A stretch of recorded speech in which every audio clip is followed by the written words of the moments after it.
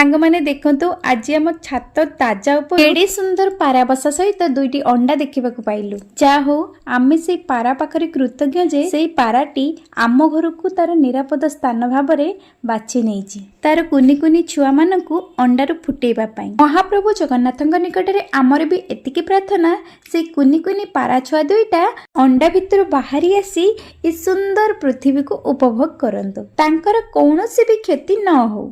देखंतु भूमि देखिके सब को केते खुशी होउची आ केते कथा पचारुची। এটা अंडा कुकर देइला किए देइची अंडा धन पारा पारा आम घरे अंडा दे दीची ना। देखनी केते सुंदर बसा करिकी दीटा अंडा देइची। ए हाथ मारनी ठंडा तमे हाथ मारनी जे एतर कुनी कुनी पारा छुआ हबो ना। केतेटा हबो এটা দুইটা দেইছি दुईटा हाँ दे दे बाबा को दे दे रख देबे।